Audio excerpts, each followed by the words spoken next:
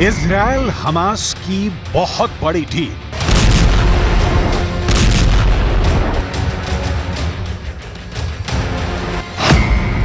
बंधकों की रिहाई का खुला रास्ता।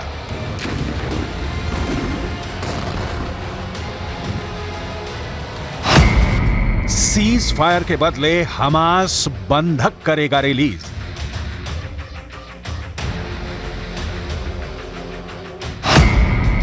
डील पर लगेगी नेतन्याहू की मोहर।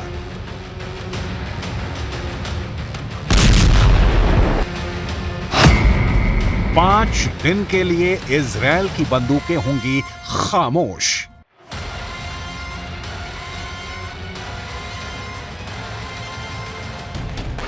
सीज फायर और बंधकों की रिहाई की डील के शोर शराबे के बीच ये बात नोट करने वाली है कि इजराइल अमेरिका की लीक पकड़कर नहीं चल रहा।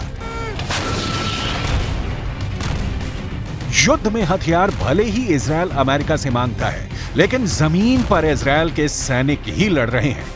जब तक डील पर पूरी तरह मुहर नहीं लग जाए, कुछ भी कह पाना मुश्किल है। हालांकि वॉशिंगटन पोस्ट के मुताबिक डील लगभग कंप्लीट है और उसकी कुछ शर्तें यूं हैं।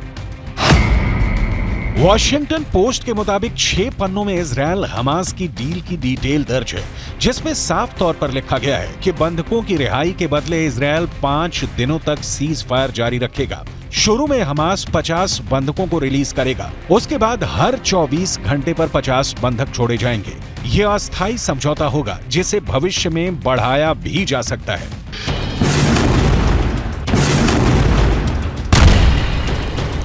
हमास इस हिसाब से कितने बंधकों को कब तक रिलीज करेगा, इसकी कोई डिटेल नहीं है। रिपोर्ट में यह बात भी सामने नहीं आ रही है कि इस डील के लिए कोई तारीख निर्धारित की गई है, तो वो कौन सी तारीख है। वॉशिंगटन पोस्ट ही नहीं, पश्चिम मीडिया के कई माध्यमों में इस डील की जोर शोर से चर्चा है और इसके साथ ही ये भी छपा है कि जो बाइडेन ने आखिरकार इजराइल में बंधक बनाए 240 बंधकों की रिहाई का रास्ता खोल दिया। वॉशिंगटन पोस्ट ने हमास इजराइल डील की लोकेशन भी बताई। अमेरिका, इजराइल, हमास के बीच कतर की मध्यस्थता में दोहा में डील फाइनल हुई है।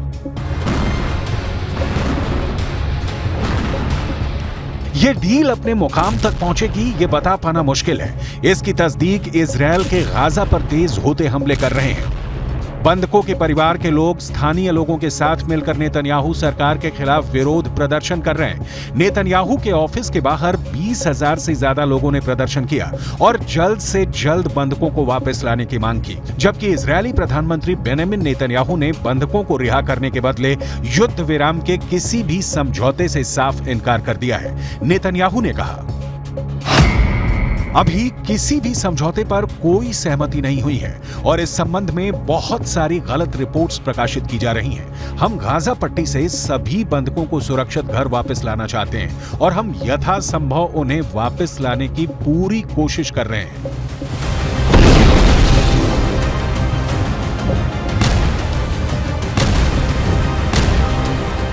इस बीच युद्ध विराम पर वॉशिंगटन पोस्ट की रिपोर्ट सामने आने के तुरंत बाद जो बाइडेन प्रशासन ने किसी भी संभावित डील से इनकार किया है। जो बाइडेन नेतन्याहू के हर उस कदम के साथ हैं जिसका मकसद है हमास के आखिरी आतंकी के जिंदा रहने तक इजराइल की तोपों का मुंह गाजा में खुला रहेगा। व्हाइट हाउस के प्रवक्ता एड्रियन वॉटसन ने कहा, हम अभी तक किसी समझौते पर नहीं पहुंचे हैं, लेकिन हम समझौते पर पहुंचने के लिए कड़ी मेहनत कर रहे हैं। ऐसा कोई पहली बार नहीं हुआ है कि इजराइल और हमास के बीच सीज फायर की खबरें सामने आई हैं। दरअसल आने वाले दिनों में ऐसा संभव भी हो सकता है कि इजराइल और हमास के बीच संघर्ष विराम पर कोई डील हो जाए। हालांकि नेतन्याहू ने भी यहां तक कहा है कि आने वाले दिनों में बंधकों की रिहाई को लेकर कुछ हो सकता है, लेकिन हमास चाहता है कि तमाम फिलिस्तीन कैदियों को इजराइल रिहा करे, जिसके लिए नेतन्याहू तैयार नहीं। ईरान के विदेश मंत्री के नेतृत्व में हमास के लीडर पुतिन से मिलने मॉस्को पहुंचे थे। वहां से भी हमास ने ईरान के जरिए कहलवाया कि वो डील के लिए तैयार है, लेकिन शर्त है कि इजरायली जेलों में बंद फिलिस्तीनियों को रिहा किया जाए। इजरायल ने इसका जवाब गाजा में गोली चलाकर दिया, लेकिन अब मामला पहले से पलटा दिख रहा है। कहा जा रहा है कि लोगों के दबाव में नेतन्याहू का युद्ध कैबिनेट बंधकों में से महिलाओं और बच्चों की रिहाई के लिए कतर में मध्यस्थता वाले समझौते पर विचार कर रही है। बदले में इजरायल गाजा में कई दिनों के संघर्ष विराम पर सहमत होगा और हजारों फिलिस्तीनी कैदियों में से कई दर्जन को रिहा कर देगा। मतलब बंधकों की रिहाई को लेकर कोई भी दो टूक बात अब तक सामने नहीं आई है।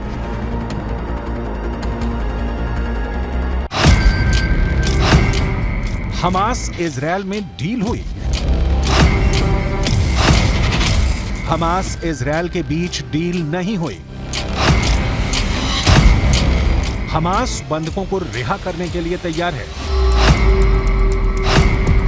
इजरायल सीज फायर के लिए तैयार है।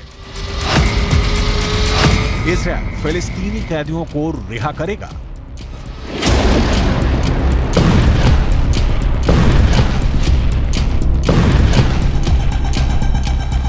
इन सारे सवालों का 100% सही जवाब किसी के पास नहीं है।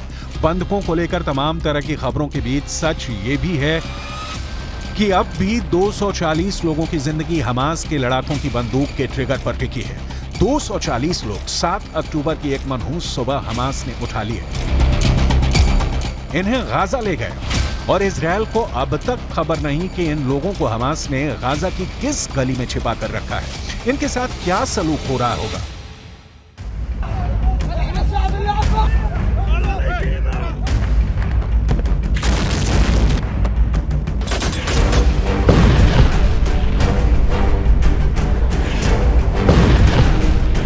23 साल की शानी लूक के मृत शरीर को तो गाजा की सड़कों पर हमास ने निर्वस्त्र घुमाया था, लेकिन उम्मीद की एक किरण बनकर बुजुर्ग महिला भी सामने आई, जिन्होंने बताया कि हमास ने बंधकों के साथ बहुत बुरा कुछ भी नहीं किया है। इन उदाहरणों की डिटेल आगे दिखाएंगे। इजरायल के रक्षा मंत्री योव गैलेंट हमास के खिलाफ अपनी रणनीति का ऐलान कर चुके हैं, जिसके मुताबिक बंधकों को रिहा करने का एकमात्र तरीका आतंकवादी समूह पर अधिक सैन्य दबाव डालना है। रक्षा मंत्री गैलेंट का बयान उन मीडिया रिपोर्ट के बाद आई जिनमें दावा किया गया था कि कैदियों की अदला बदली की योजना है और हमास इजरायली जेलों में बंद कई फिलिस्तीनी महिलाओं और बच्चों के स्थान पर 50 बंधकों की रिहाई के लिए सहमत हो गया है। इजराइल इस वक्त गाजा में गोलीबारी बंद नहीं करना चाहता क्योंकि आईडीएफ के कई ऑपरेशन अंतिम चरण में हैं। खासकर अल-शिफा अस्पताल के अंदर हमास का वो कमांड सेंटर ख़त्म करना चाहता है, लेकिन हमास इस युद्ध में कुछ मोहलत चाहता है। खुद को संगठित करने के लिए हमास सोची समझी सीज फायर वाली चाल चल रहा है, जिसके लिए वो कुछ बंधकों को रिहा भी कर सकता है। इजराइल हमास की इस रणनीति को समझता है और इसीलिए वो हमास की रिहाई की किसी भी शर्त को मानने से इनकार कर रहा है।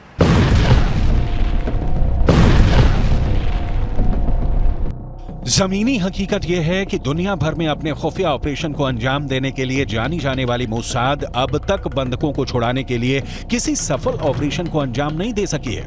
ऐसे में इजरायल की मोसाद पर तमाम सवाल खड़े हो रहे हैं। सवाल ये भी हैं कि क्या इजरायली सुरक्षा और खुफिया एजेंसियों के दिमाग में कोई बड़ा प्लान काम कर रहा है। युद्ध शुरू होने के बाद से हमास ने 4 नागरिक बंधकों को रिहा कर दिया है, जबकि एक महिला सैनिक को इजरायली बलों ने बचाया है। कुछ मीडिया रिपोर्टों में दावा किया गया है कि बंधकों में से लगभग 30 बच्चे हैं। सबकी रिहाई सुरक्षित कराना इजरायल की बड़ी जिम्मेदारी है, क्योंकि अब तक मानवीय आधार पर सीज फायर करने की इजरायल से डील करने की कोशिश कर रहे हमास ने बंधकों की रिहाई की कई देशों की अपील ठुकरा दी है। जिन 240 लोगों को 7 अक्टूबर की सुबह इजरायल से हमास ने अगवा किया, उनमें कई विदेशी नागरिक भी हैं, जिनका इजरायल हमास की लड़ाई से कोई लेना देना नहीं है।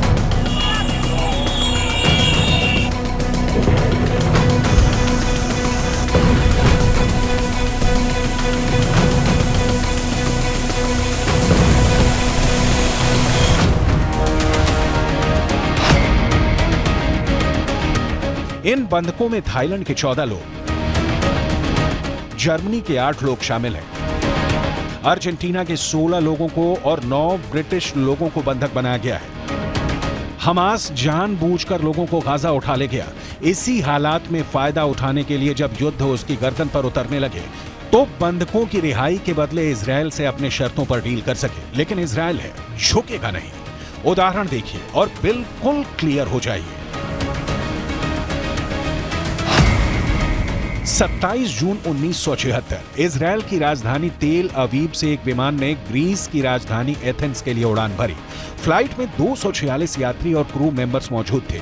इस विमान को फिलिस्तीनी आतंकी अगवा कर युगांडा ले गए। इजरायल की खुफिया एजेंसी और कमांडोज ने अपने नागरिकों को बचाने के लिए ऑपरेशन थंडरबोल्ट को अंजाम दिया।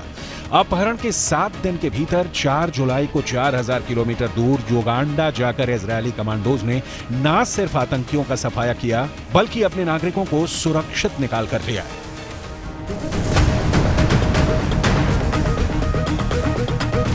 इस ऑपरेशन में इजरायल के प्रधानमंत्री बेंजामिन नेतन्याहू भी शामिल थे। इस ऑपरेशन में उनके भाई योनाथन नेतन्याहू की जान चली गई थी। करीब 47 साल बाद इजरायल फिर से अपने बंधक संकट का सामना कर रहा है।